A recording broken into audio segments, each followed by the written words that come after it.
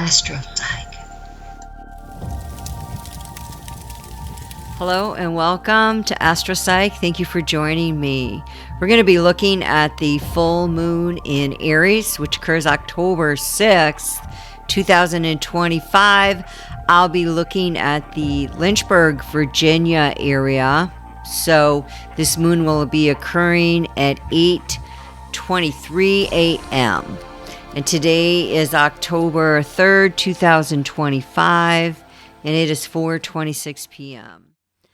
So I have some themes that I'm going to be sharing today regarding this particular month. There's a lot going on as far as change from the energies that we have been in. So what I want to do is just lay some themes down that I saw for all of October and then just kind of give us a summation or a little summary of what we can expect for October, and then we'll go right into the moon. But I see change, growth, and getting clear on what we want. Getting clear on what we want. And October really is a time to start leveling up from the pummeling, for lack of a better word, that we've been taking with the energies that are going on around us. And these truly have not been easy. No matter where you live, it seems, in the world, someone's got some kind of tension or something going on that's escalating, I should say, in major parts of the world. I'm quite certain that there are places that are not experiencing the tension, specifically that the UK, the United States, Ukraine, Russia, parts of China, and of course parts of Vietnam are experiencing, not to neglect the other parts of the world that are having changes, but these seem to be some of the hot spots. And so I want to start with October and looking at it symbolically here for a moment. And October is the 10th month, which reduces numerically, obviously, to a 1. And 1s represent new beginnings and initiations. And this is represented in symbolic language through the number 1 magician card in the major arcana, along with the aces, of which there are 4 in the tarot, each representing its own elemental power. So one mind, but many parts. So with the magician here, one mind, many parts, we see this represented through, again, the aces.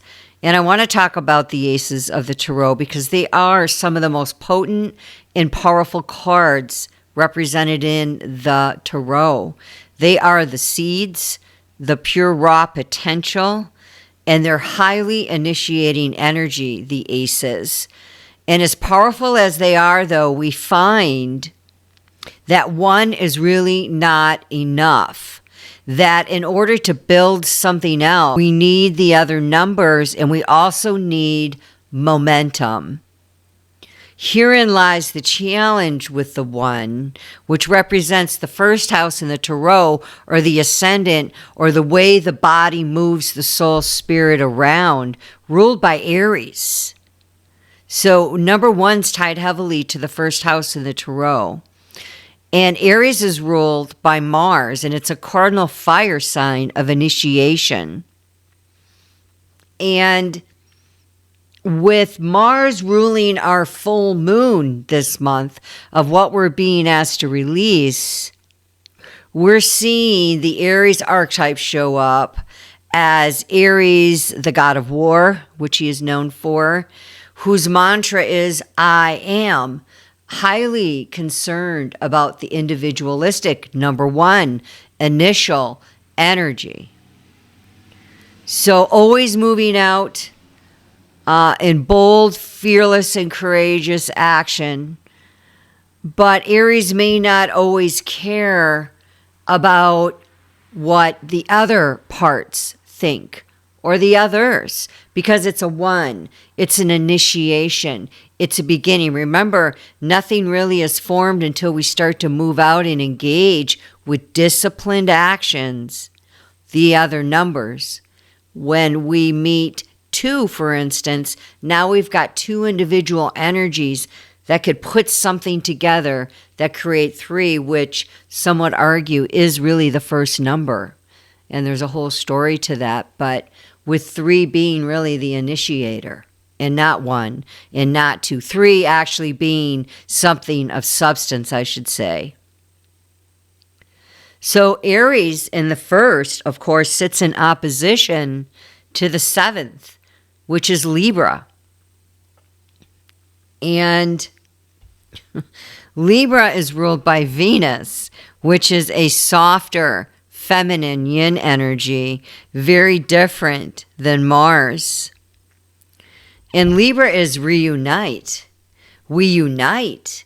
So it's wanting to connect in partnerships and in things that people value and things that people hold dear and things that people want synergistic energy to take place with.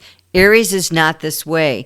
I'm making a point here that this is a highly initiating, self-activating energy that we are seeing beginning finally after all of this watery and polarity earth energy of, emotions and feelings and sensitivity and high intuition trying to find its place on earth in practical, mercurial, structured realms where Saturn rules upon earth and where we can get things done.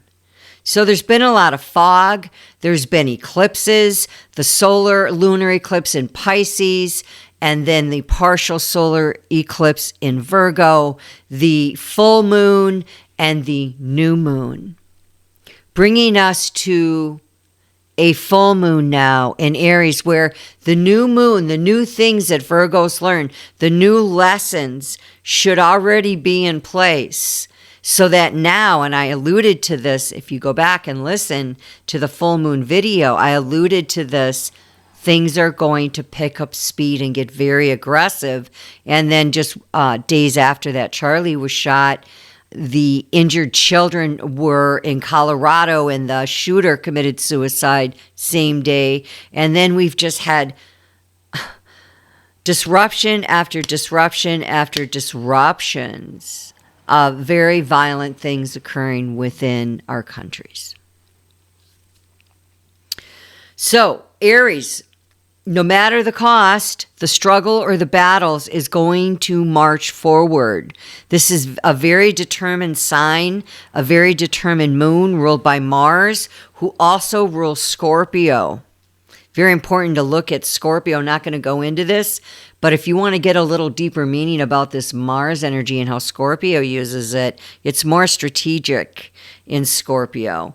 Not so much in Aries. It's powering everything up, and it's allowing us to finally get some momentum for getting clear on what we want. So this implies action and movement wherever your 14 degrees of Aries is transiting in your chart. In relation to the magician and his table, you see, it's a calling and a time to pick up those 4 elements represented through the items and symbology on that table and engage with them. It's saying, look, as above, so below. As on this table, everything's here for you. Oh magician, oh master, oh number 1 of your energy, the beginning of your journey after the fool shows up and now he moves out.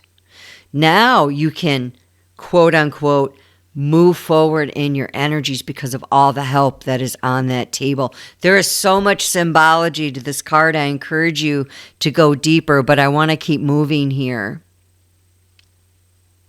Get busy, move, mix, blend, hone, push, and begin by releasing Mars, releasing your energy and whatever that is that you've been working on. The magician, with that pointing up and down, is also showing us alchemy, okay? And I want to close with, You and I are the magic. This is what's being shown on this table. We have everything we need to navigate this Satyrian realm of Earth. We have everything there.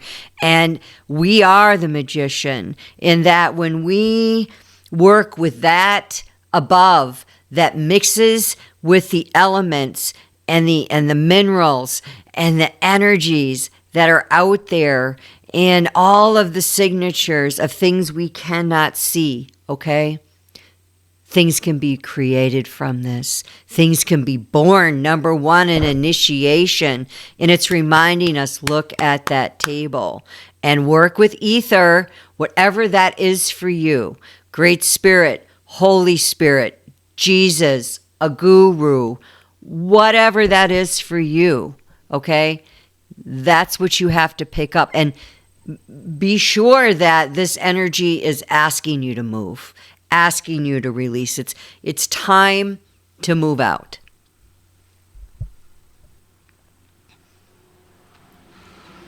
The big shift is another theme. You might have felt a little crazy, a little off, like what is going on out there with these energies, very much off balance. I could list all of the things that are going on. I'm not going to. I don't want to draw attention to them. But you and I all know there is a lot going on out there. And there is a shift occurring, which I had been alluding to in other astrologers with these outer planets. And it's the time when big energy changes happened with the portals that were closing and opening, and it's leading us into this. So look at the axis portals of Pisces and Virgo, because there was a huge concentration with a new moon in Virgo the end of August, a full moon in Pisces, its polarity, the beginning of September, and towards the end of September, a new moon again in Virgo. I just want to say right here, all Virgos and Pisces, you have been going through it.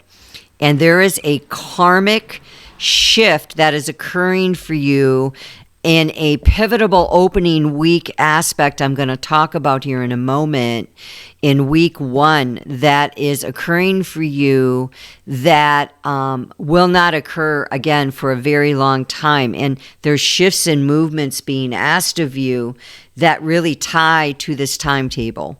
Okay, so know that that is actually in the outer sky speaking. So these eclipses are like cosmic events, and what they do is they push and force us to make significant changes. We see this if you study them, such as getting rid of old habits and eclipsing out of something to make room for new, better things, to be eclipsing then into them. And now with the upcoming Aries moon ruled by Mars, this is a catapult. Like, think of a catapult action, a bullet firing out of a gun, a arrow being shot out of a bow, a words coming out of mouths that are highly imperative at this time. We've got Uranus in retrograde in Gemini, the speaking planet, with Mercury also ruled by Virgo. This energy is not quiet at this time. This energy is rebellious, and it is speaking very, very clearly. So here's some questions for you. What do you truly want right now? Not what your friends want or what someone else told you to want, but what makes you feel excited and alive. This is what you're being asked to look at. Aries is independent energy. Check your 14 degrees. What house? What aspects are going on here? What is quiet and what is speaking? What is harmonizing? What is opposing? What are you feeling a strong and undeniable pull of energy towards? This is your inner voice guiding you where to go. I suggest go to your space where you can hear clearly and follow this with a strategic plan, because Aries can go out in highly impetuous energy and not really think. It rules the head, and it rules Mars, where we can have a hot head. And so where your Aries is, 0 degree of Aries, the first house 0 degree, and also 0 degree Aries in your chart in 18. These are areas that are being lit up right now with this moon. Second theme, regeneration and clarity. This whole month is about regeneration, which means literally rebuilding yourself, even at a cellular level. We have to bring in that which your truest desires are aligned to. Aries ruled by Mars represents the blood, therefore the blood flow. And in the blood are cells, the health of our cells. And our overall health here is all closely tied to the health of our bloodstream. So, what is boiling underneath the skin, eh? What's underneath there that's just like got a lot of momentum, energy, and needs to move out? And are we flowing? Are we burning hot? Are we clogged? Are our arteries not able to pump that blood through? Are we inflamed? Are we irritated? Are we impassioned with strength, stamina, mental clarity, and courage to move forward despite the odds? We're going to be seeing things clearly, maybe for the very first time in our lives. It's like this fog is going to be lifted off for some of us that has been upon our eyes, and that has been that Pisces. And it's been very challenging. I see it, Virgo. I see it, Pisces. And I have been lighting candles and holding space for you this month. And know also for Libra, with this Mars in Libra, I have been holding space for you as well. Those three signs have really been getting hit here. Moving on from this regeneration, another theme, finding your truth. The planets are moving in ways that are going to help you get this clarity. Scorpio energy is really highlighted this month. A lot of planetary energy in the sign of Scorpio with movement. This sign is all about deep understanding and uncovering what has been secretly holding you back or limiting you. Find your Scorpio. This is speaking this month. As it's transiting your chart. We'll gain a deeper understanding when we look at this of what we need to change, what needs to transform, what needs to die, and, let go. This lunar eclipse that we had in Virgo, that stuff, okay? Another theme here, moving on, don't get stuck in your head. This is going to be imperative. We'll have new opportunities and open doors, but you may have to face a huge fear here. Aries is fearless. He can do it with this full moon and moves forward. But we've also got the Scorpio energy play I'm going to get into in a moment. Well, it is going to help you push forward, though, as Pluto's also, which rules Scorpio, in Aquarius, is moving forward in October, on October 13th. In fact, Pluto, powerful planet, ruled by Scorpio, ruling over Scorpio, this transformation now that can rise and change direction, rise up and move out in a new direction. Pluto moving forward is speaking this very, very clearly. When Pluto stirs, this is huge. Once it gets into a sign like all of the degrees, there gets to be a momentum and a movement, right? But the initial stirring and moving of this huge outer planet, Pluto, is really imperative to understand in your chart. Find out where Pluto and Aquarius is transiting. This is also speaking a theme to you.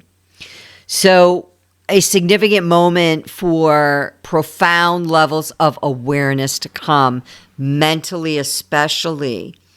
It's going to help you see a new possibility that had not been open, but you see all this pivots on you moving. Pluto doesn't move until after October 6th, until after this full moon in Aries that makes a commitment and says, all right, I am going to start moving out. I'm going to go towards that which makes my heart come alive. I am something. I am someone, and I will move forward. So the fear of the unknown can get stuck in your head here. Fear of being vulnerable can get stuck in your head here because you're showing your true feelings, okay? And that's never easy to show how you really feel. You risk when you do that. And man, God bless you, Virgos and Pisces and Libras. Not easy right now. The trick here is to trust your path, which you should know your path, right? This is why I encourage you. If you don't know your path, find your path. It's important, and everybody has a specific path. Yes, there are things that make you who you are, that are signposts that show us where we're supposed to move, okay? Very, very clearly can be known. We don't need to walk around in confusion while here on this earth. We can understand what we're supposed to move toward at certain times and certain seasons and cycles of our life. This is all a storyline here within astrology. So the trick is to trust the path and your intuition, even if we don't have it all figured out. No, just keep moving, okay? Know that your movement is imperative. And be really wise with how you move because, again, Aries can be impetuous, okay? But you're going to see an aspect here with Mars and Mercury in Scorpio where, there's going to be some fixing and some ability to be more strategic. So we got to get out of our safety zones, guys, and out of our minds, and we have to stop overthinking things, and we have to just start moving out. Last theme that I see here is healing and growing. This is huge for us. This month raises significant questions about home, family, and emotional well-being. If you've had unhealed things from childhood, like old habits, emotional stresses, and dysregulation of your emotional system that are popping up right now, which, let me tell you something. As someone who studies psychology, as someone who's working on their degree at a high level, as someone that has worked through her own psychology and committed many, many years to understanding and healing, I can tell you it is not easy for anyone. And anyone who's walking around acting like everything is just normal, it's not. And that can really be this delusion of Pisces. I posted on Facebook about pseudo spirituality and how we can be so high, pie in the sky, kumbaya, that we're no earthly good. So spiritually minded that we're no earthly good. This is Neptune energy. It can be highly deceptive, okay? But we have to be realists while we're here on Earth. And we have to understand that right now, this is really challenging energy. So I alluded to this in a post I made on Facebook as well with a little memo bloob that I did where it was just a MP3. And I did a post, wrote write up, and I talked about how we have to move our momentum forward at this time.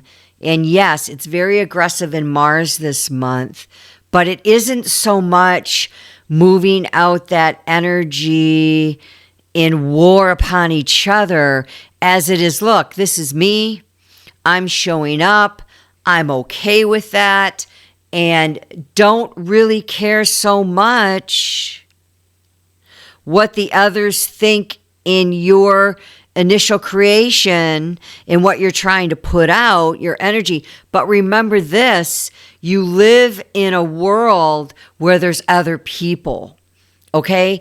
And grounding all that Aries is really important because following Aries in the zodiac wheel is Taurus, which is fixed earth. So it's like, hey, Aries, take all this that's on the table. Take this above energy to this below energy. Do your alchemy, man. Go out there and be something and fix it on earth But Venus rules Taurus and fixed Earth, which then brings in our values and how we love each other, because Venus also rules your opposite sign, Aries of Libra. Do you see how we need to consider the other here at some point and in some way? But this initial burst is very independent, and I hope that that made sense. So in the timeline of week 1, on October 4th at 8:23 p.m., and this is going to occur tomorrow for me, I'm recording this on the 3rd, the South Node in K2 is going to be conjuncting Venus in Virgo. And there's been this whole theme of the nodes going on with Virgo and Pisces, and this adjustment and calibration of what we're leaving Virgo and what we're going towards Pisces. So the South Node is called K2 in Vedic, and the North Node is called Rahu in Vedic. And they're not physical planets, but they're calculated mathematical points where the moon's orbits intersect the sun's apparent path on the ecliptic, and they are exactly opposite each other. So the meaning here in Western astrology with K2 in the North and the South Node is the past. And the dragon's tail, they're known as the dragon's tail and the dragon's head. So the dragon's tail, K2, is our past life. Okay, our past skills, our past innate talents, our past comfort zones, the path of least resistance. Therefore, that which we know, that which is really comfortable, that which really isn't challenged this lifetime, we just know it. They're gifts we bring in, and we fall right into it. Okay, it's the karmic starting point of the soul in this lifetime. Adjectives for K2 in the South Node are innate, and the concept is where things come naturally. Mastered, the concept is what the soul has already achieved. Comfortable, the concept being the easy default setting. Familiar, the concept being where you instinctively return. It is comfortable for you to come back to this point. And it's conjunct Venus in Virgo, and Venus falls in Virgo. So Virgos, this is you. This is you being highlighted. And Pisces, this is you being highlighted in polarity. So what does that mean? Well, where have you perhaps overdeveloped? And the concept here is the area you're meant to move away from to develop the opposite North Node destiny. We're meant to go towards our North Node according to Western astrology. And in Rahu, we need to be careful about how much we go towards the North Node, because the North Node is the head and K2 is the tail, that which we're excreting, that which we're letting go of, that which is considered waste, and we're to move towards. So right now, Virgo, with this being conjunct Venus, it's really an ask for you to come away from the way that you've been doing Venus. Pisces, to look at the way in your opposite nature with Virgo, you're doing love, value, relationships, money, all things Venus. Now, in Jyotish or Vedic astrology, Ketu, the tail, means a shadow planet, Graha, representing the tail of the demon Savarbhanu. Having no head, it's headless, isolated, and detached. It signifies spiritual liberation, moksha, the abandonment of material life, in past life karma that must be released. Whoa, now we're getting somewhere. With Venus sitting right next to you, it's considered a malefic, and Venus falls in Virgo, already challenged. It's a force here removing or eclipsing everything it's touching. What do you need to move away from, Virgo, with your Venus in the way that you do your Venus. In opposition to Neptune in all things Pisces. So what is Neptune? Neptune is all things spiritual, not practical down to earth like Virgo. So perhaps it's asking you in the adjective detached renunciation to look like the concept of that letting go of ego, material possessions and attachments. Spiritual and mystical, the concept being inner wisdom, enlightenment, intuition, esoteric knowledge. So you're discovering here an opportunity for some karmic change in the way that you've done love and the way that who you're doing it with. And it's asking for an elevation of a more spiritual viewpoint. The adjective here being karmic liberating, moksha karaka, this is called. The giver of ultimate freedom. Here is your ultimate freedom in analyzing this. The concept or the adjective, of isolating, withdrawing in the South Node, the concept being solitude, seclusion, and lack of worldliness. The adjective being sudden with the South Node, the concept being events that spur spiritual growth or detachment. Unconventional here, the concept being thinking outside of societal norms. So the things that you love are really going under some radical movement right now. Venus is called Shukra. And in Western, she is just called Venus.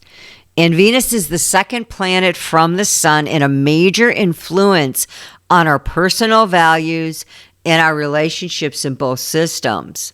So in Western astrology, Venus is a name for the Roman goddess of love and beauty, and it governs our capacity for love and pleasure and aesthetics and the application of all of that, our social graces, how we show up in society, our personal values, and it shows what we're attracted to and how we relate to others. Now we're getting somewhere. If Venus falls in Virgo and we've got the South Node, K2 conjunct Venus falling in Virgo, connecting to how we relate to others, this is asking you to look at how you're relating with others right now, Virgo. This is a direct ask of you. It's very clear, and this is why I'm saying you guys have kind of been under the spotlight here. And extra white candles for you this month. Extra white candles, extra care, extra love, scent, and understanding. Definitely. You know, we may not all agree with each other, and that has to be okay, Virgo. And Pisces, especially speaking to Pisces, you cannot expect everyone to see things the way that you see them. You must ground yourself. In Virgo, you must go up a little. Do you see the polarities here regarding Venus and relationships, karmic relationships, soul tribe relationships? Definitely. So in Venus, within Jyotish and Vedic astrology, we have this Shukra goddess that is a first-rate benefit auspicious planet. She is guru, teacher of the asuras, the demons.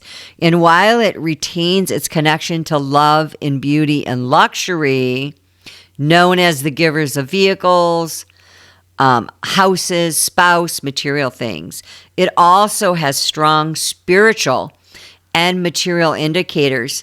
And I want to encourage you, if you ever get a chance, go down the road of Venus as the magical archetype.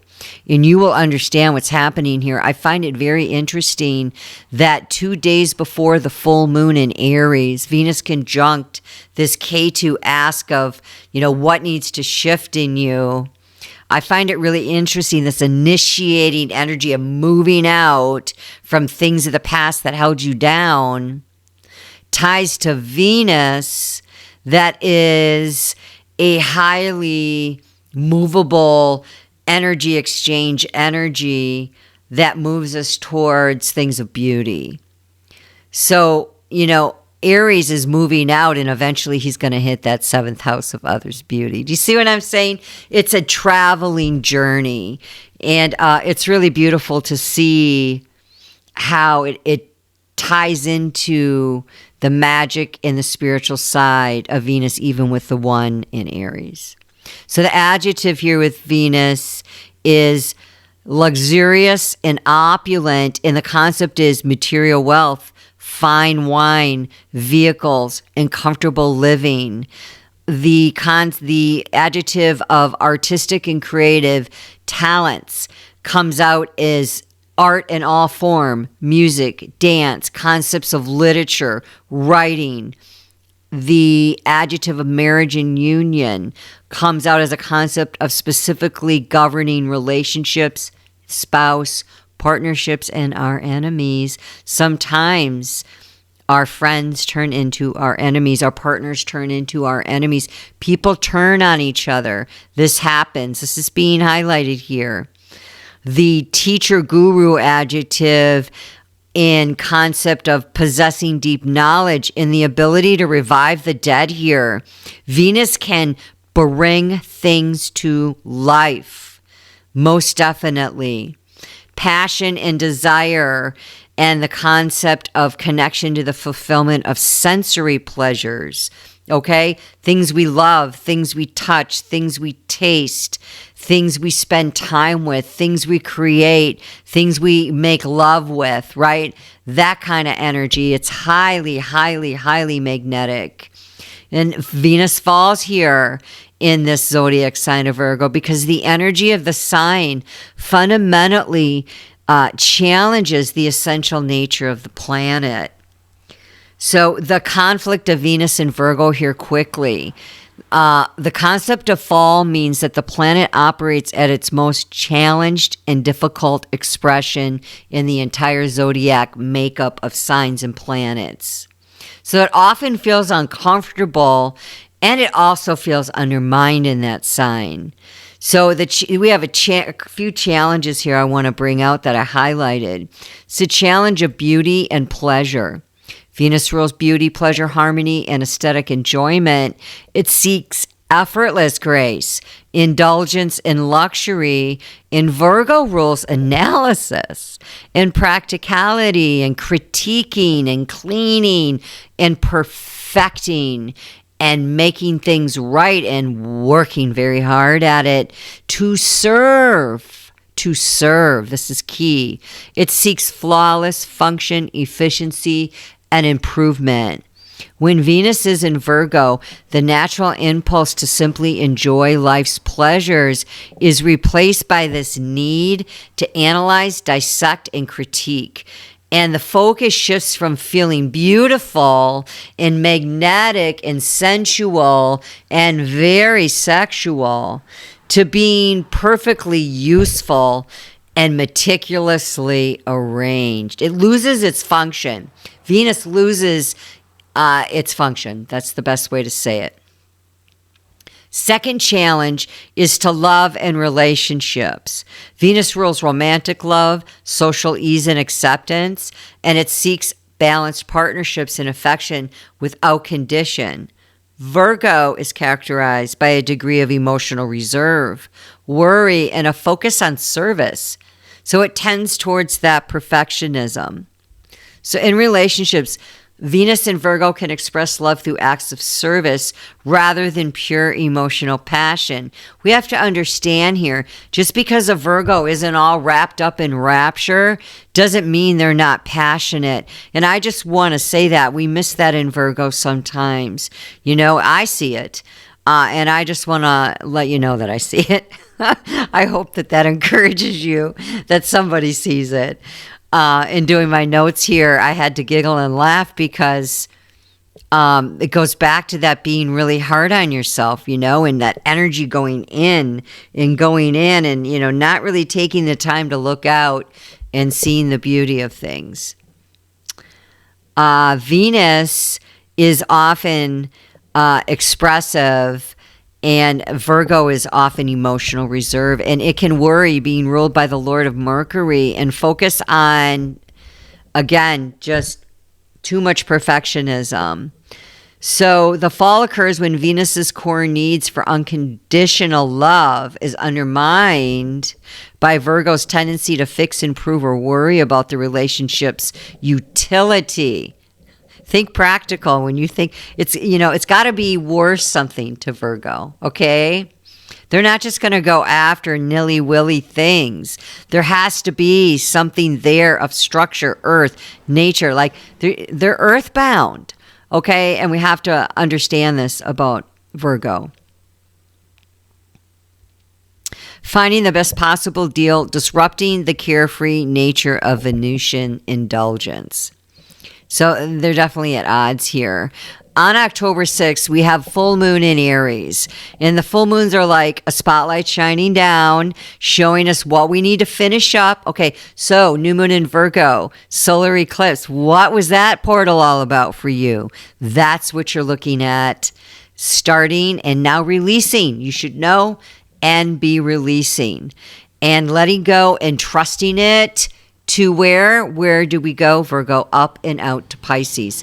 To ether. Since it's an Aries sign here, a Mars-led moon, a sign that's super bold and energetic and me first in nature, this is all about you in your life.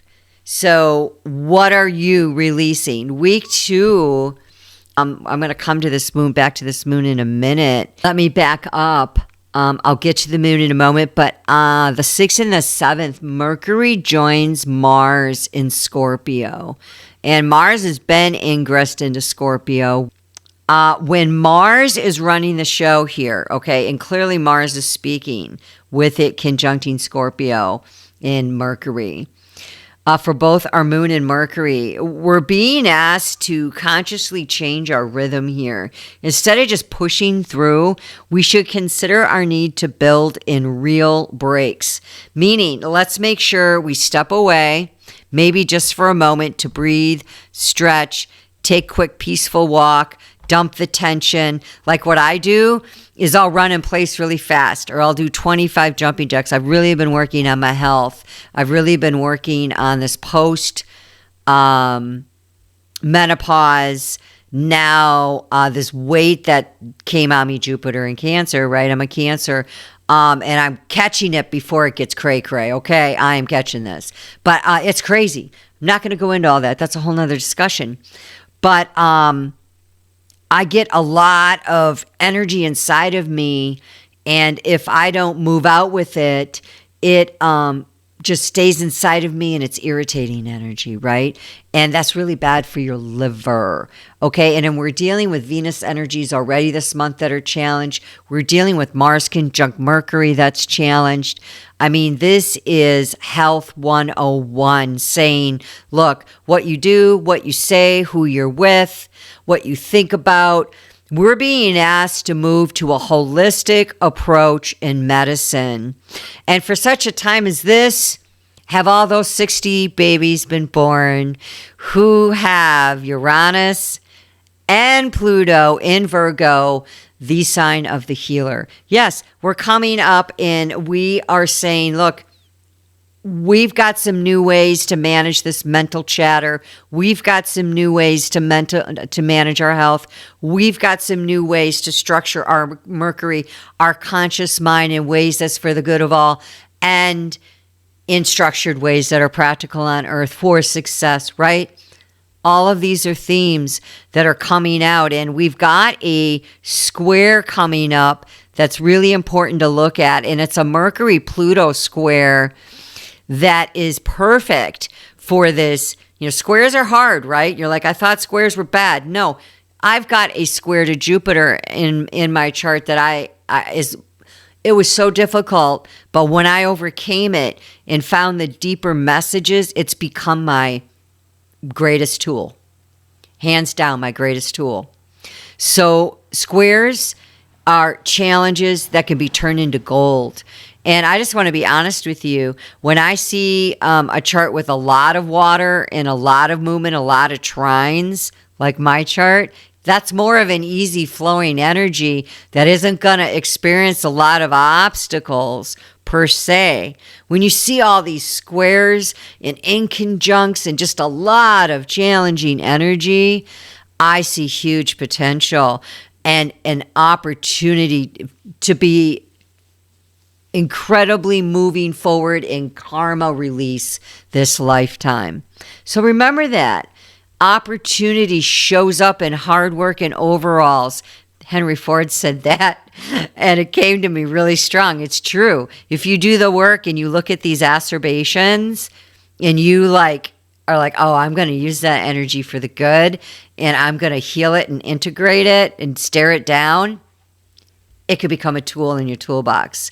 So focus mental work with Pluto squaring Mercury here, but still need to release. And it's like asking you to have a focused flow, if that makes sense. Focused flow. Okay. So again, an actionable plan here. Our minds and emotions being ruled by Mars right now, so it isn't always the easiest flow state, but it's going to be intense. And we must be proactive about managing that energy and schedule in midday checks, relaxes, breathing in, breathing out, shaking off the tension, and let that blessed focused flow of Mercury square Pluto pass. So much to say about that. I'm going to move forward. 13th through the 16th, Pluto moves from retrograde. This is very important to direct motion. We need all these planets to move forward, to be quite honest. I have never in my life, and I'm highly sensitive, experienced energy like this. Okay, I am a water baby grand trine, and I'm one of those people that, feel everything. And this energy, if I would not have my blue light centered around me and, really staying in my mantras, really staying in focused energy, I could really go off the deep end here. Venus enters Libra. This is going to be an excellent ingress here. And finally, we're going to start seeing mid-month, actions moving a little bit, activating that zero cardinal point, also known as the world point, where energies wish to come forward. Libra. Virgo, what was going on? Pisces with that conjunct in Venus, more for Virgo than anyone, but it includes those other signs and all things Libra in your chart here. It's a week of recalibration now. We're moving forward and we got to kind of check while we're moving into this mid-month. A lovely and balanced approach to potentially confusing transits. A couple of ways you might phrase this is there's going to be an emphasis on mental health challenges and a focus on this internal struggle. And this square can be pure magic or total delusion. It depends on the rest of your chart and what else is going on and what you have come through. Pure magic or total delusion here. Big challenge is choosing which one, and boy, are we going to see it in the collective. I want to encourage you again, it comes to me strongly, tell them. The next 3 months, guys, be busy about your own business. Be busy about your own plan in light of the good of all. That's all I have to say. There's energies that are so volatile right now, and they're not going to settle until the mid next year. Even then, there's more things coming. Don't get lost in the fantasy.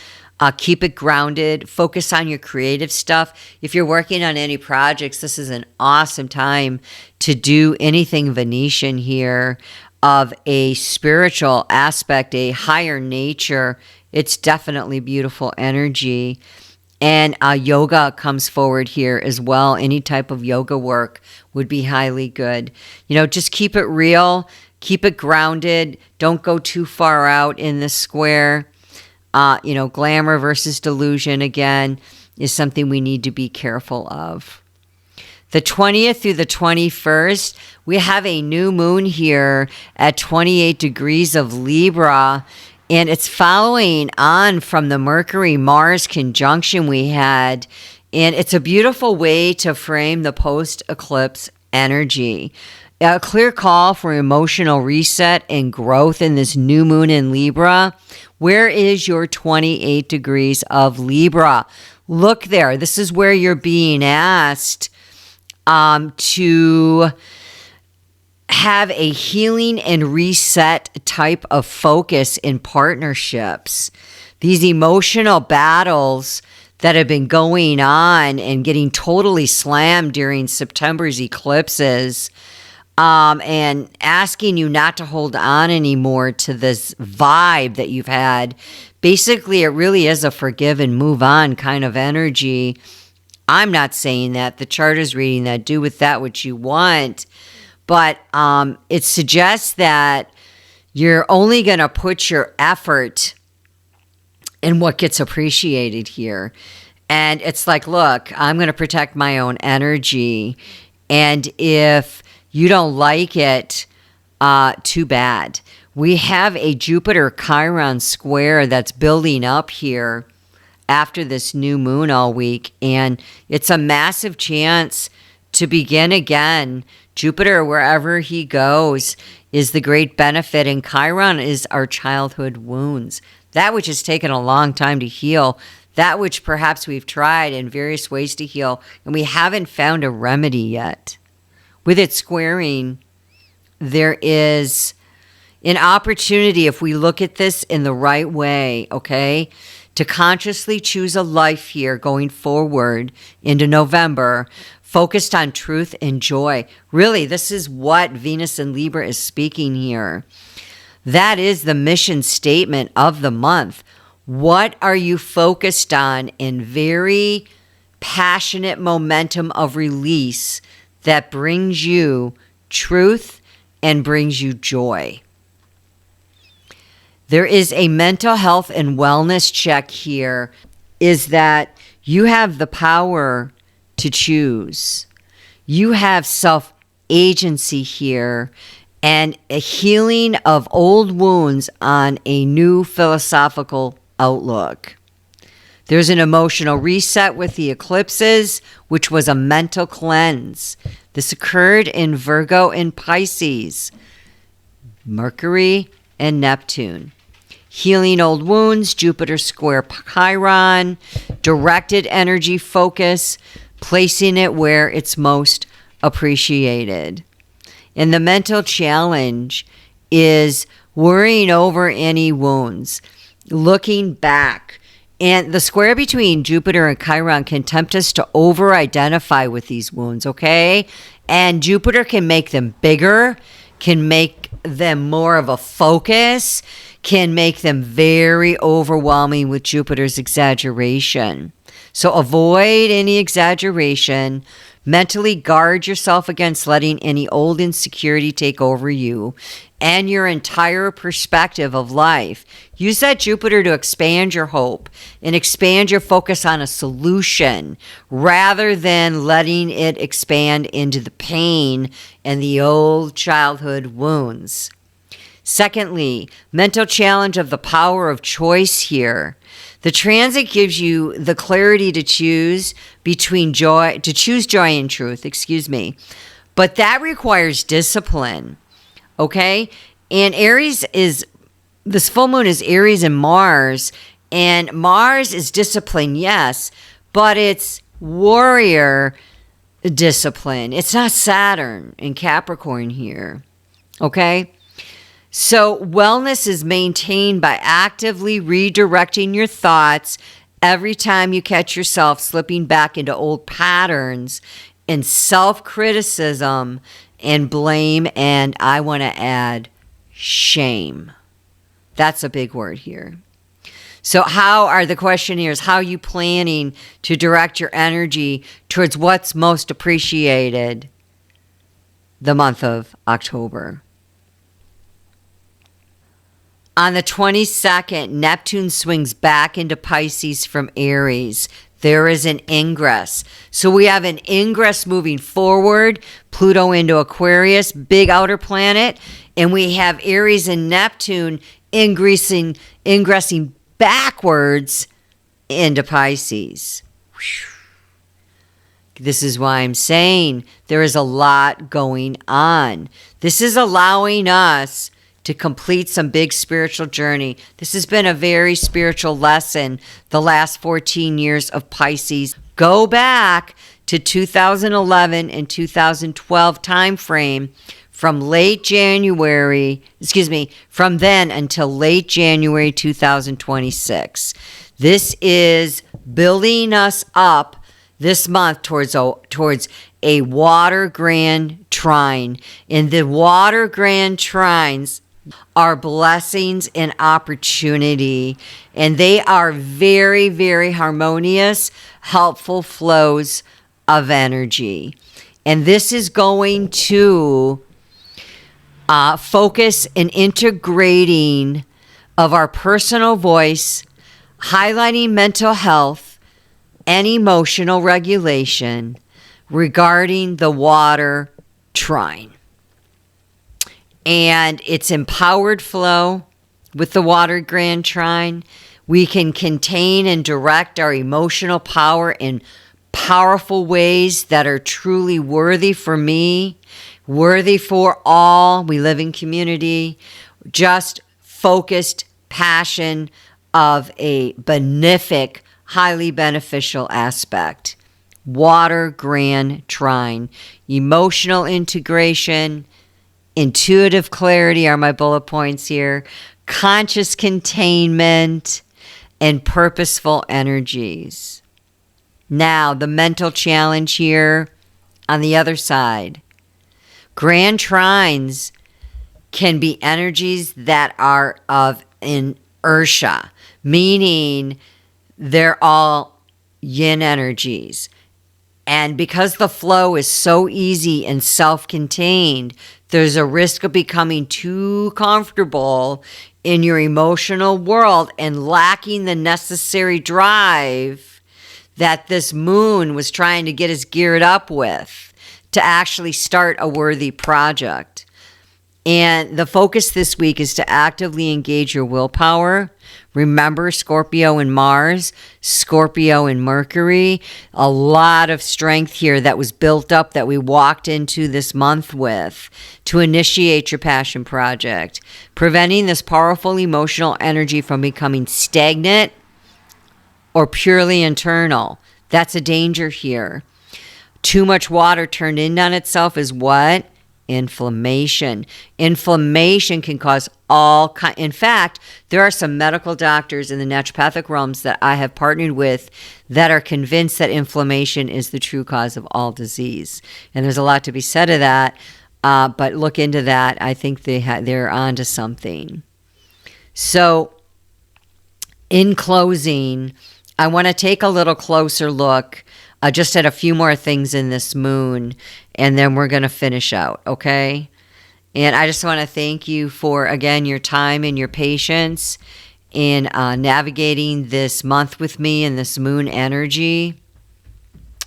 And some things that I think are truly important to understand here is the 14 degree. 14 reduces to a 5.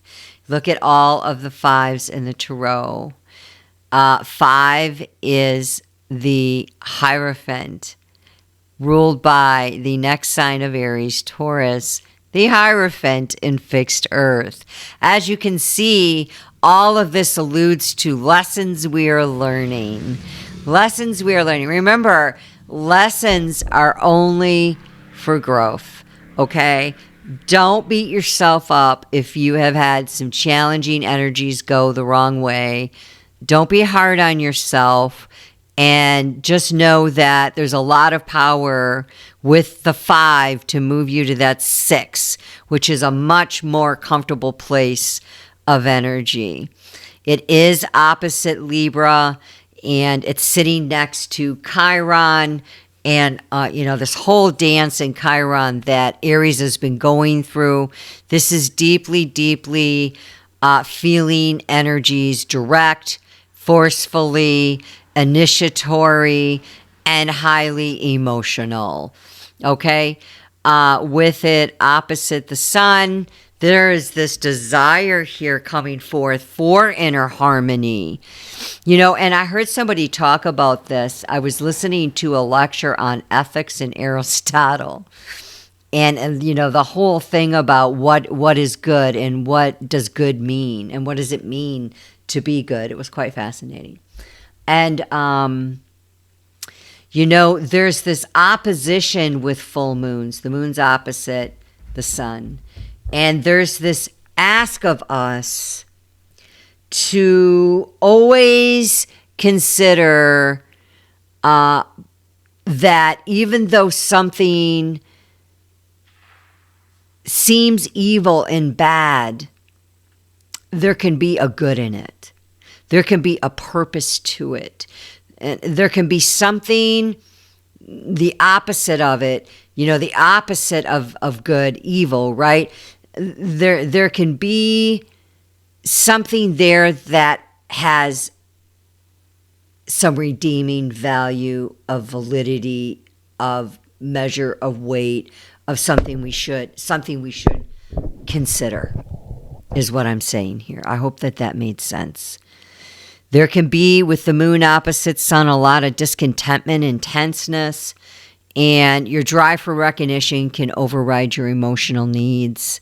And relationships, especially with Aries I am and Libra being we unite, there can be opposite sexes strained, opposite opinions strained. And boy, do we have that right now in the United States of America, especially. I want to close with the Sabian symbol, which always rounds up. This is 15 degrees of Aries. I do not own this information, and this information is coming from the Goldsmith Revised Sabian Symbols, the publication Zodiac by Degree, 2nd edition, author Martin Goldsmith, publisher Redwheel Weiser. 15 degrees of Aries. A spacecraft orbiting the Earth is confronted with a deadly meteor shower. The commander comes up with a risky plan of action and runs it by his crew.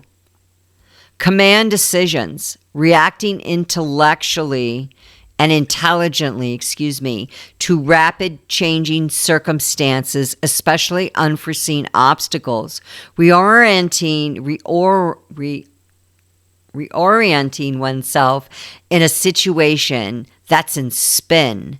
Take calculated risks, exercising a combination of steadfastness and adaptability. Seeking a mission through to completion, persuading others of the validity of one's plans, exercising leadership versus being a team player, must learn who they can trust and who is not with the program. Keeping up with the morale of people one works with. Exemplary performance on the job, weaving various factors into a comprehensive picture before deciding how to proceed. The spiral course of the sun, scientific or technical expertise, accomplishing something that had been impossible. Fearless adventurers and thrill seekers. With that, go forth, be empowered in your I am for the good of all. Blessed be.